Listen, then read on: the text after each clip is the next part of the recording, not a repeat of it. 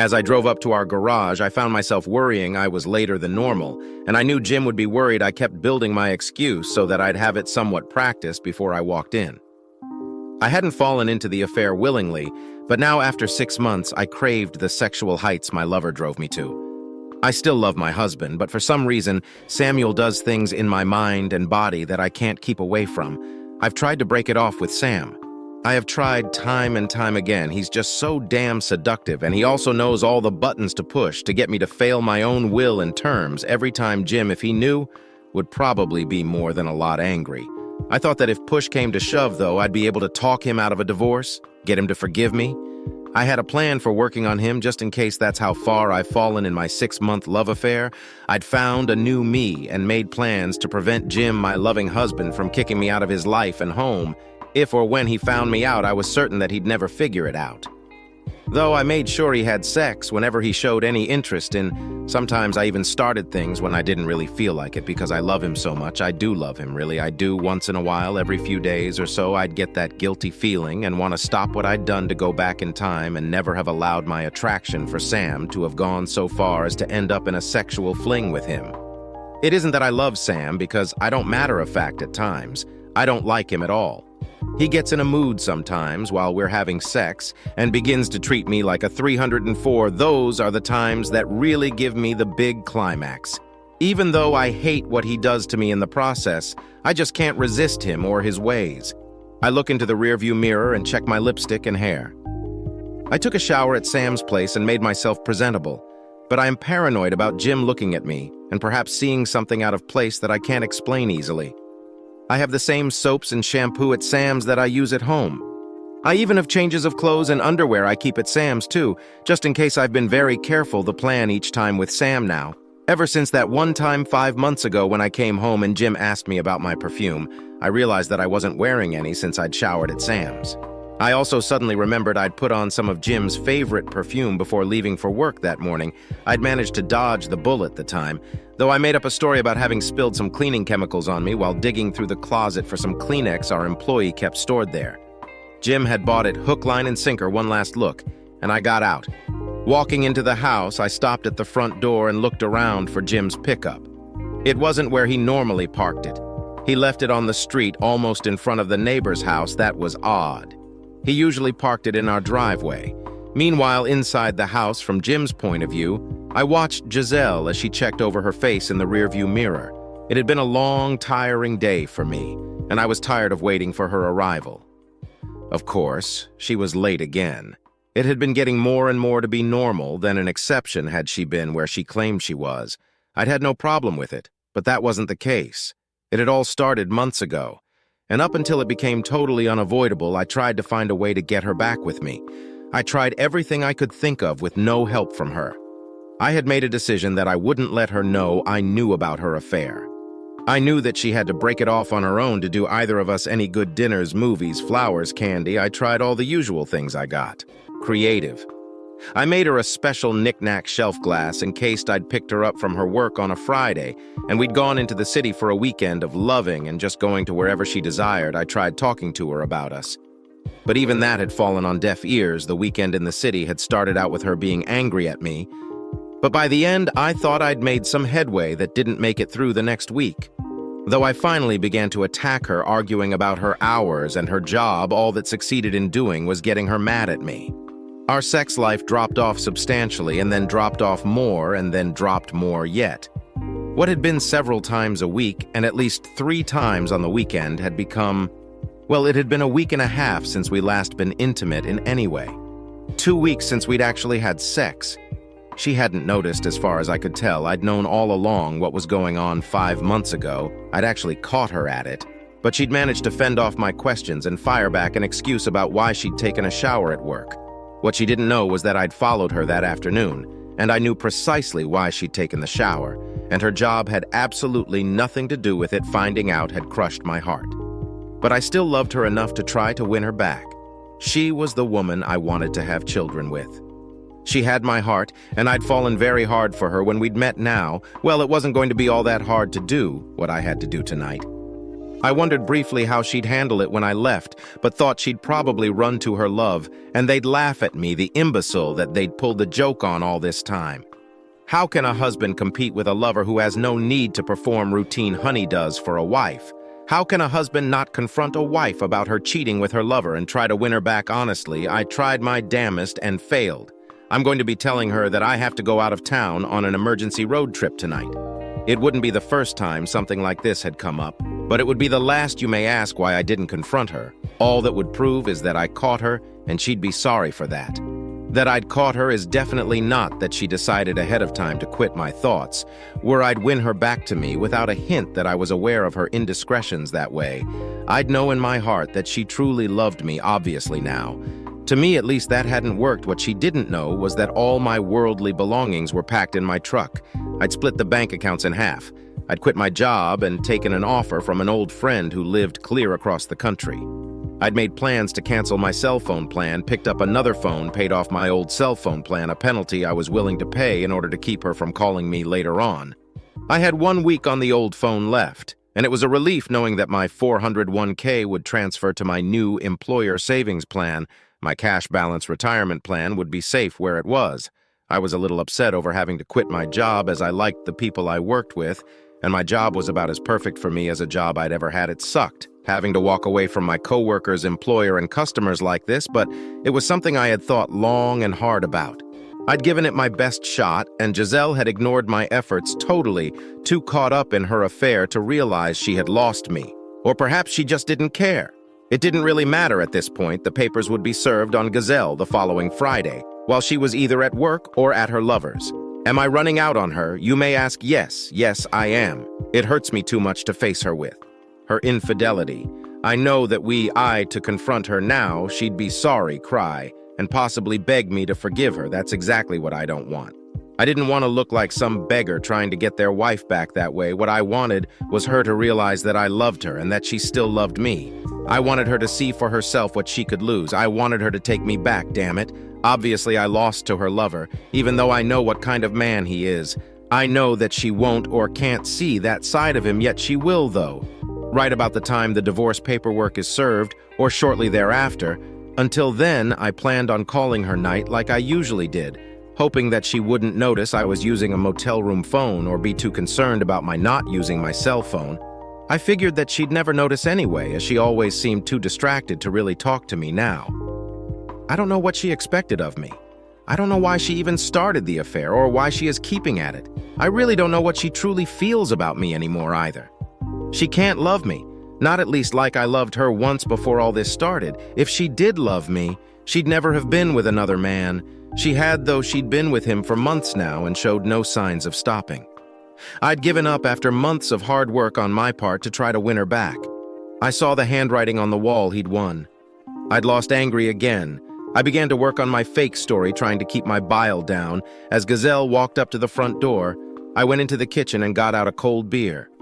I was desperate to do anything to keep my mind busy while I worked at calming down inside. This was not the time to mess up and blow my plan all the hell after talking to my lawyer. I'd found out exactly what the courts would expect on our divorce. I was reasonably certain that Giselle would welcome the divorce since she seemingly had given up on me. Now I was also certain that she'd have her lover move in with her right away after getting those papers next week. My closet doors were closed up, the dresser drawers too. A casual glance by her wouldn't reveal the almost total emptiness they contain. Now I wonder briefly, what'd she think when she discovered that emptiness? Would she feel anything at all? How would she feel to find out that the few remaining clothes in my closet and dresser were ones she'd given me, smiling as she walked in? She came up to give me a hug. I turned my head so her kiss met my cheek. Not a new thing as of late either. She hadn't complained about it before, and she didn't tonight either. The last sex we'd had was over 2 weeks ago, and she evidently hadn't noticed that lack of sex with me either. Her lover must be getting it real good from her. How was your day today? I asked, not really caring what kind of day she had, but I knew I had to pretend to be the same old loving schmuck of a husband she could count on. It was good. You seem upset. Is something wrong? Her reply was automatic, even though she tried to tinge it with concern. Yeah, I have to make a trip again, work. I'll be gone a week. Leaving in the morning, I was watching her for a reaction, only seeing a smile begin on her lips before she forced a more serious concern pout. "Oh, honey, on a Saturday you have to travel tomorrow." Her eyes spoke the truth, though, and that I can see. She really seemed relieved I was going to be gone. She was even happy about it, more time for her lover, perhaps. "Yeah, it's going to be a long week. Job is behind, and I have to go oversee the construction now." I was relieved that she seemed to be taking my huge lie as a truth and wasn't getting all angry as she used to. I knew enough to keep my answers short and simple, no elaboration, such as she'd given me over the last months that was one of the tip-offs to me about her affair. Her excuses were minutely detailed to an extreme, and then one day I'd had to take a trip out to a job, and she hadn't argued about it with me like she had in the past. It had caused me some wonder. Later, not much later, I discovered her affair. And then it all made sense. We had dinner and watched TV for a while. She was in her favorite chair, as I sat on the couch hoping she'd have a last-minute change of heart and stop me from my chosen path that had started in the morning. I held out hope for a couple of hours, but it wasn't to be. We'd lost it all. I could see clearly now she sat there ignoring me for the most part and never once looked at me. It was as if I wasn't even there. She watched TV, but I could tell from her actions that she was thinking about her lover and how much they'd be able to be together this week. If she only knew that I'd be gone forever tomorrow. Meanwhile, watching TV, Gazelle's mind was going full out. "He doesn't suspect I'll have a whole week with Sam. He'll be able to sleep over here with me or me over at his place. We'll get lots of sex in, and I know he'll take me out nightly for dinner and dancing too. I know that I shouldn't be happy about this at all. But Jim's trip will be exciting for me. He'll be out of town, and I'll have Sam as much as I want. It will be great. My plan for one last great week just got better. Next week, after Jim gets back home, I'll be able to cut it off with Sam and concentrate on Jim and me. It'll work out perfectly. We'll go out with a bang that night." I rolled over and tried to get Jim interested in some loving, but I found him snoring lightly. He was asleep again. The last few months had been hard on him with his job and all. But it surprised me that he'd gone without sex with me for so long. The thought entered my mind in an instant unbidden. Can he be cheating on me with someone? Was it possible that I'd missed any signs that he could have discovered my cheating on him, and he'd been doing the same to get even looking at his face as he slept? I couldn't see anything that would tell me I knew he loved me. I questioned once again my affair and why I was still carrying on with Sam, why Sam whined, and me, he took me dancing. He was okay in bed, about the same size as Jim, but it was the other things Sam did that caused me to want to be with him. Jim loved me, and in our lovemaking, that was a difference that I cherished. Sam drilled me, and at times it was hot and rough, and what I needed, Sam takes care of needs other than sex for me, too. At times, I really like going out to eat and dance with Sam. He is gentle and attentive while we're out, and it is as if I am the only woman in the world in his eyes, so much, so that when we get back to his place or the motel rooms, as the case may be, I'm ready to pay him back for the great times. Our time has been exquisite, but it's about time to stop it lately. I feel like I'm losing Jim, and my greatest fear is that he'll discover my affair and either leave me or hurt Sam, or worse yet, do both. Matter of fact, I've noticed that for the last few months, Jim has been working hard to be a good husband for me. A little stray, worrisome thought crept into my mind. Was that because he knew about my affair and he was trying to one-up my lover? I dismissed that thought immediately. Had Jim known, I know what would happen. He'd go ballistic and probably go after Sam. I didn't want to have to bail Jim out of jail should he do something rash. I wasn't sure what Jim could or would do if he found out about my affair. But I was relatively certain that he'd leave me in an instant. Yes, this week would signal the end of my time with Sam. As fun as it had been, I needed to concentrate on my husband and starting our family. It was time that morning I woke to an empty bed he left without a hug or kiss, or even a goodbye. At first I was uneasy, even a bit afraid, but I convinced myself that he didn't want to wake me up. Jim is a loving husband and caring enough to know that I was tired and could use some extra sleep. His call that night was good, but nowhere as good as having him at home with me. Of course, Sam was on his way to our place as I spoke with my loving husband. I was going out with Sam that night, and we'd end up at either his place or here. I'd have my cell phone, and Jim usually called me on that anyway. Jim seemed preoccupied during the call, but I knew that his job was probably weighing on his mind when he had to go out of town like this. He usually focused on the issues on the job, and that left him little time to sit and think about not being near me this. worked in my favor as far as Sam and I went too, so I understood and was understanding of his lack of focus on us at times like this. I was ready for Sam when he knocked on the door. I'd left the garage door open, and he knew to just drive in close the door and then come around to the back patio door. I was sitting on the kitchen counter, naked, waiting. His KN caused my spine to shiver as I knew what he'd do once he opened that door and saw me like this. "Giselle, are you here?" His deep voice sent shivers to my spine again, and as he walked in, seeing me, the look in his eyes made me go wetter than ever. "I'm right here waiting, Sam. Can we take care of something before we head out to dinner and dancing? I find that I'm a little in need." I could hear it in his voice. Lust, deep desire. I turned him on. "Jesus, oh God, you're beautiful, Giselle, amazingly." So his hands were working the button on his shirt as he licked his lips. I could see desire in his eyes. That desire was part of why I had continued the affair as long as I had Jim. For whatever reason, hadn't shown that look to me for quite some time now. He did me rough. Sam smiled as he watched my debauchery. I could never be this open and free with Jim for some reason, though. "Sam, I love to tease like this." Then we took a shower together. After that, we went out to dinner. I don't love Sam. I mentioned that this would be our last week together, too. Still, he had what it took to make me a wild, and 1 in 304. I never took the time to think. I mean, truly think about what I could lose. I never took the time to really think about my actions and how they could affect my husband's love for me. I just went with the moment and longed for the feel and taste of illicit excitement that Sam brought me at dinner. We sat near the back in a darkened booth as we ate. Sam kept feeling me up. After dinner, he took me dancing at an upscale crowded club. Once on the dance floor, his dancing became suggestive and downright sexual. I reveled in the nastiness of it all.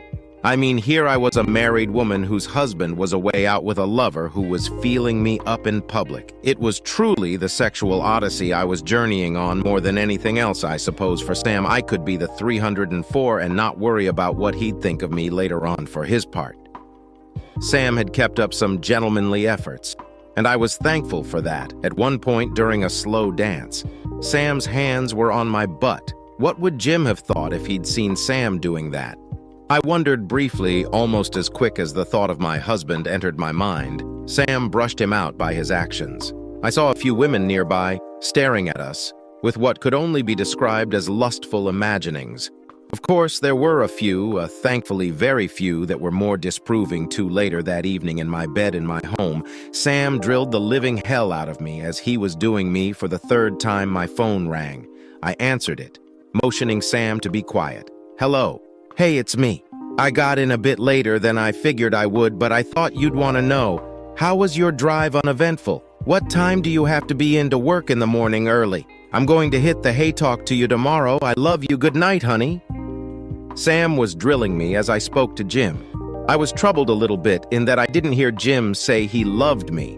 I must have missed it. What with Sam screwing me while I was on the phone, too distracting, my thoughts were dropped suddenly as Sam picked up the pace and started to drill me hard and fast.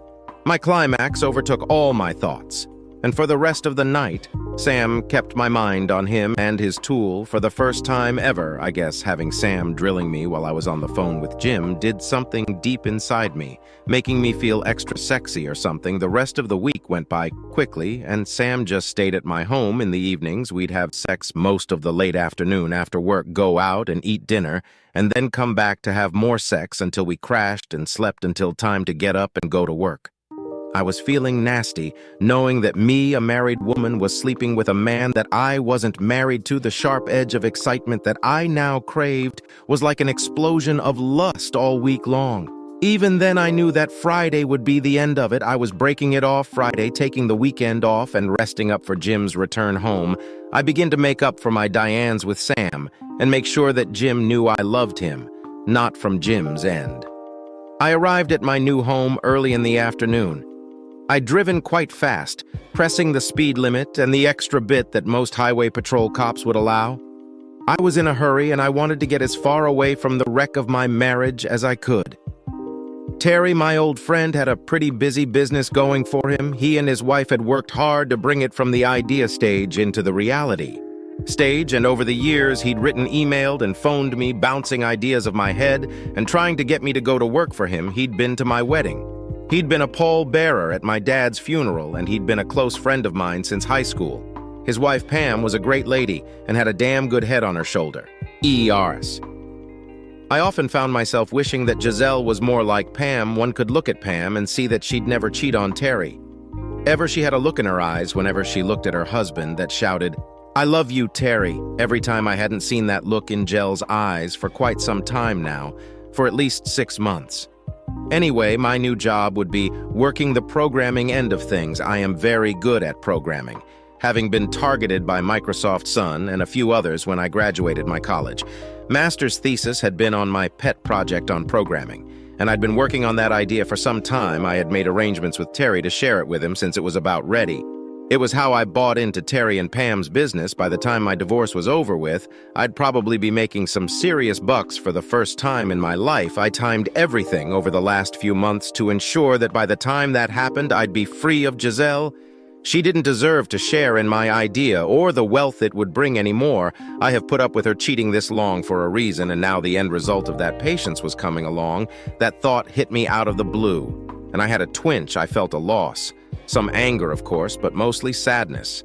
I still asked myself why I hadn't been enough for her. I had no answers, and now I didn't want to hear what she tried to tell me either. We were finished Monday morning, dawn bright, and my appearance at my new job was taken with surprise for me. Terry introduced me to the crew, and all of them were kind, positive, and very friendly. The crew was 14 men and women. Actually, it was 3 men and 11 women, not counting Terry Pam. I was welcomed like a hero there to save the day.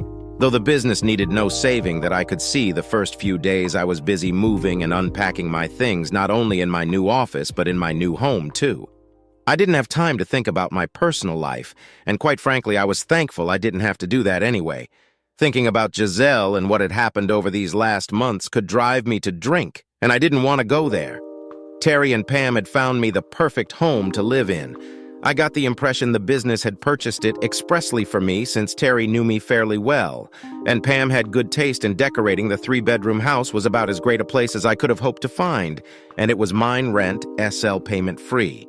I never had to stay in the motel, but for one night, I felt at home almost right away, which was surprising. Pam and Terry had me over for dinner twice that week, and they knew what was going on in my personal life. Pam clucked over me like a mother hand, worrying about me, trying to soften any bumps I might have. Terry patiently watched her, stepping in time and again to stop her from getting too upsetting about my soon-to-be ex. Pam was a loyal and good friend, one in a million, protective and caring. She was soon working on setting me up with date nights. It took a bit of time on my part, and on Terry's too, for that matter, to slow her down.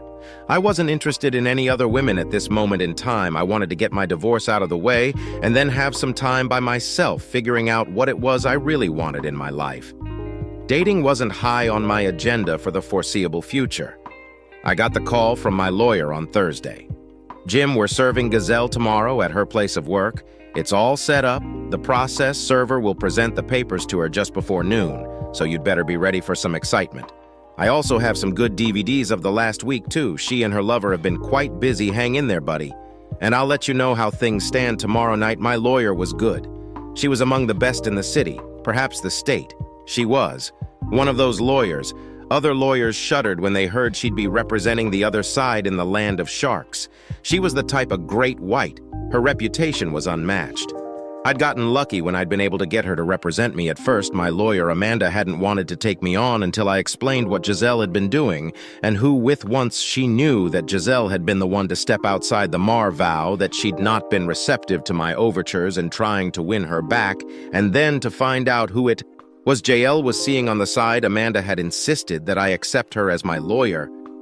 I found out over time that Sam had been involved in several other marital breakups, and in each one he managed to keep out of the frusses of discovery divorce, and pain caused by his philandering. Amanda had a very special place she wanted to see Sam. And I think that the devil himself would lose out to this lady. It seems that Sam was not only a predator, but he always pushed his conquests into doing more and more, eventually leading them into almost a prostitution-type life. He uses women to get more business lined up for his company, for favors to people he owed, and things like that. I knew that Giselle couldn't have seen that side of him yet, but I was certain that if she kept seeing him, she would sooner or later. I knew, too, that Giselle would regret ever having hooked up with him eventually. Too bad it would be too late for her to have me to come running, too. It happened that Sam's modus operandi was about always the same. Find a woman that wasn't quite there as far as dress looks or confidence, never all just one of those things, and he'd work on them, get to know them, build them up, get in between their legs, and then after getting to be their lover, set them up to work for him. He was slick. That was certain. Amanda wanted a piece of him badly, and my marriage was to be the instrument of his destruction. It seemed the week went by slowly, and each night when I'd call Giselle, it took all I had to act like I cared. That Thursday night, I knew it would be the last call I'd make to her. I also knew that she'd be trying her damnedest to call me tomorrow after being served. Luckily, my old cell phone would be history by then. Giselle continues. Jim called me Thursday and sounded down. I was feeling guilty too. I've been thinking all week long in between my sex fest with Sam. I knew that it was time to break it off. I shouldn't have ever had to break it off to begin with at different times all day. Thursday, I felt like I'd lost something important. I couldn't quite put my finger on what was truly bothering me, but I knew something was going on in my universe. I could feel it. My stomach had been upset, and deep inside I had the feeling of impending doom. For some strange reason, our conversation was different too. Jim sounded relieved, yet he didn't seem to want to talk to me. He called and pretty much waited for me to carry the conversation when we hung up. I told him I loved him, and he just said goodbye. Had I known then what I know now, I'd never have let him go on that trip. I'd have begged him for forgiveness. Hindsight is always 20/20, isn't it? I put my worries out of my mind, and as I turned from hanging up, I began to tell Sam that this would be our last night together. I was breaking it off with him now, so I'd have 2 or 3 days to prepare for my husband's return. I wanted to be sure that nothing of Sam would be left in or on my body, no smells, no residual sperm, nothing. The phone call troubled me late that night, but I finally fell asleep. I was at work on Friday when, just before lunch, my whole universe shuddered to a halt. I heard my name mentioned by a man in a dark brown suit. It was ill-fitting, and he looked a bit hard around the eyes as he walked towards me. Gella Hartman? Yes, can I help you? You've been served. And with that, my whole world crumbled around me. I wasn't sure what I was being sued for, but something had to be dreadfully wrong without looking in the envelope he'd handed me before he turned and walked out. I called Jim. He'd know what to do. I always have been able to turn to my husband to fix problems for me. He'd fix this up. Whatever it was I tried to call him. I hit speed dial on my cell phone and only heard that Jim's number was no longer in service. Troubled. I looked up his phone number on my caller list and tried dialing it, thinking that the phone company was having issues. I got the same message. Suddenly, I was scared. I felt a chill course through my body as little demons began to poke my heart. Panic set in, and I did the only thing I knew to do. I called Jim boss Steven Sedgwick. Steve, I can't seem to get a hold of Jim. Do you know where he's staying, Jelly? Yes, this is Jelly, Steve. You know me? Why are you calling here? Jim quit. His last day was last Friday. He took another job. Somewhere else. He told me he was moving there permanently. Stunned, I could only sit there holding my cell phone to my ear. Jim had quit his job his last day. Had been last Friday. He moved away. I didn't know what to do. I sat at my desk in shock. Not only did I fear my life now, I realized I just made a fool out of myself to Jim's former boss. I mean, his own wife wasn't aware of what was going on with him. How'd that look to anyone seeing it from the sidelines? That brown envelope was looking more and more like a viper waiting to strike me dead. Finally, I opened it up and discovered my affairs cost to me. I lost my husband. The only man I'd ever loved was gone. He'd left me. I chased him away with my cheap tawdry affair, and for what some temporary gratification that Jim could have given me had I let him be with me over the last 6 months. I'm not sure how long I sat at my desk crying, but a coworker finally saw me and got me off to the ladies' room in tears. I explained what was going on. At first, Mary was angry that my husband could be so cruel after I explained my part and why he left me. She suddenly got angry at me. Are you stupid or crazy? Jesus, Giselle, that man worshipped the ground you walked on. He loved you. He was totally in love with you, and you do this to him. He's a great catch, and you caught and released him. You have to be out of your mind to let a man as great as Jim go like this. What were you thinking on your lover's best day? He couldn't be a tent. The man Jim is on his worst day, you poor foolish woman. I pity you, I really do. I never knew he'd find out, Mary. I thought I'd have my fling, Jim wouldn't never know, and after I was over Sam, I'd make it up to Jim. Honey husbands will always find out, always. They'll notice it when you start to act different. All cheaters do that. You know, it's the little things in the beginning first. You may slide him in some little way. Your lover is making you feel sexy. Your husband obviously didn't. Otherwise, your lover wouldn't have gotten to you like he did pretty soon. You're so caught up in your affair, you can't see what you're doing to your loving husband. You have to understand Giselle. Jim knew he felt it over time. He dug up the facts. I'm sure you didn't see it because you were caught up in your deception in games. Oh God, I've lost him. Maybe not. He'll need to talk to you.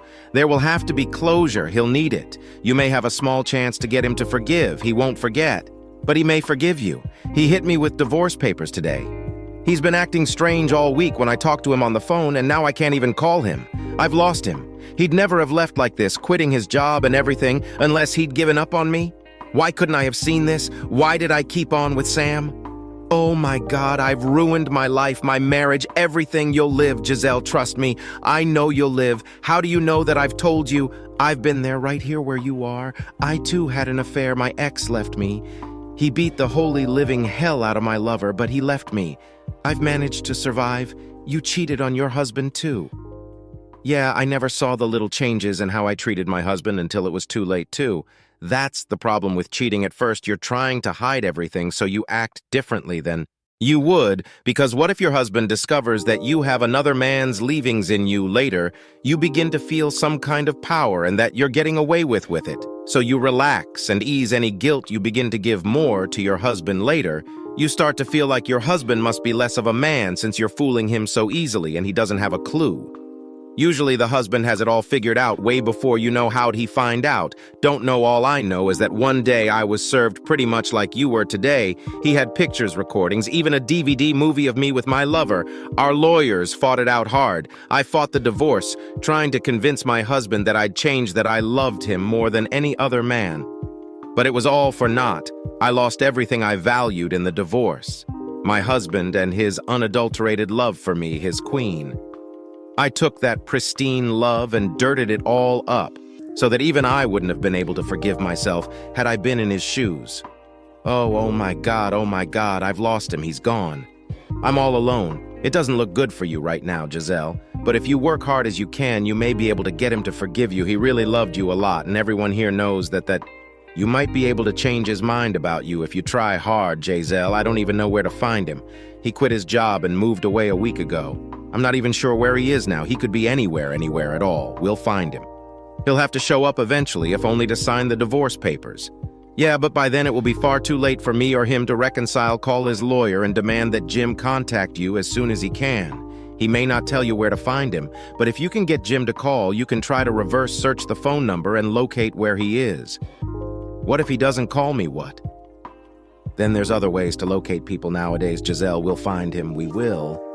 Mary tried to sound upbeat and positive, but deep down inside, she was afraid that Jim had flown the coop for a particular reason, and the divorce was probably it. She felt that Jim was going to try to avoid any contact with his soon-to-be ex-wife because he was afraid that he'd buckle under and appear weak by talking to her and then letting himself be convinced into taking his cheating wife back. Mary understood Jim's feelings more than many could realize. Her own husband had told her those same things verbatim when he refused to talk to her about her cheating and the possibility of taking her back. He had even been ashamed that he'd let her talk him into an hour-long talk to his soon-to-be ex, knowing that she'd tried to talk him out of the divorce. In the end, he'd stood strong and left her. Neither had married since then, and Mary was sure that her ex didn't even date, and their divorce had been over 2 years before Mary had her painful prior experience with divorce, and now she'd do whatever she could to help JL with her pain. She knew how JL was feeling and just how devastating it was to be served those papers. Giselle needed her help more than she realized, far more than she would know for quite some time back to Jim. I've been at work for a few weeks when the call came, Jim. She wants to talk. She's refusing to sign anything, and she said that she'll fight the divorce tooth and nail. Oh man, why? She has the man she wants, so why would she fight it? Because she doesn't have the man she wants. I've seen this before. Trust me, Jim, she is dying inside right now. Because you found out left her and then hit her with the divorce. I'm not real certain your actions were the best way to go about doing things, but I do understand why in the end she'll fight it, delaying the whole mess until it costs a bunch in legal fees. I recommend that you sit and talk with her, get her to give it up. Maybe she'll see how serious you really are and walk away. Then now she wants to talk. No, I tried for months to get her to open up and talk. I tried for months to turn her around and back into the woman I loved and desired. Now she wants to talk. Sorry, I don't mean to blow up like this. It just pisses me off so much. Well, you could probably use the good news then, huh? Good news, yeah, Sammy. Boy, her lover just went down hard. Seems he tired to force his way in on Giselle, all pissed off about her breaking it off with him and meaning it. The cops were called. And as they hauled him off to jail, I hear that some other women called the cops and started filing charges too. How the other women know? Oh, wait, don't answer that. I think I know what little birdie got the word out about him. Why, Jim, I'm surprised you'd think that I, an officer of the court, could or would do such a thing. I never said you did, Amanda. I can see the light, though. Not to worry, I won't ever tell. I hope the son of a witch goes away for a long, long time. You and me both. Mr. You and me both. Anyway, you want me to set up a meet between you and Giselle? Fine. Make it for next Saturday in the afternoon. I'll meet her at Charo's bar. She'll know where that's at. I'm sure. Hey, you doing okay, Jim? Yeah, still hurts. My new job is keeping me plenty busy, though, so I don't have to think too much about things. Thanks, Amanda. You know, you're one of the few good guys. Jim, I respect you and how you tried to fix things before they got to this point. Too bad. Giselle didn't see that until it was too late. Yeah, too bad. Jelly finishes our talk wasn't good. Jim flat out refused to agree to any chance of reconciliation. He told me I'd burn the bridge to ashes, and there was no structure to repair. Our marriage was dead and he wanted it buried. I finally was forced to sign off on our marriage. I was forced to give up. Once I heard his voice, saw the look in his eyes, I knew I'd screwed up. I knew he'd never bend on this. Maybe had I seen something like this coming before, I would have had a chance to save our marriage. But now, not a chance in million. The worst part of all of this, I love him completely, totally, and forever. I just didn't realize how much until it was too late. He found a new job, moved away, and led me to believe he'd be home at the end of the week. Yeah, he lied to me. The problem I have now is to know that I lied far more for a far longer time, and in a far worse way, my life is empty. My love are gone, evidently headed to jail. My husband gone, and soon to be my ex-husband. All that's left of my marriage is his, signing the decree I'm still young enough to start over. But the clock is ticking. And soon I will be in that danger zone for having children. I couldn't keep my first husband, who I loved dearly, even though through my cheating, I clearly showed the opposite to those who saw what happened. I signed the final papers today, decree and being the beginning of the end decree. Absolute being what I signed today, so cold, so formal, so empty. Jim finishes. My life has gone through a metamorph office with Giselle gone, living in a new city, and my new job keeping me busy. I haven't had a lot of time to dwell on the recent past. I have had some nights that were long, cold, and yes, empty. I see some silver linings beginning to show up, though my process program is working far better than even I hoped for. Our business is leaping ahead with a growing momentum. Thanks to our combined efforts, I found a nice house that I moved into, and one day, I hope it becomes home to me too. Lastly, there's a few nice prospects for female companionship on my horizon. I'm a bit gun-shy of new relationships, but I have dated a bit here and there. I hope to get over the nasty mess behind me soon, and then I can begin to look for someone special again. I'm pretty sure they won't look or even sound or act anything like Dell. That's okay with me, though. I'm about over her totally now. Just a little more time, and I'll bet even the looks sounding or acting like her won't even get to me too much, dear listeners. Help us reach 1,000 subscribers on YouTube. Something super special awaits once we hit that milestone. Subscribe now and join the fun.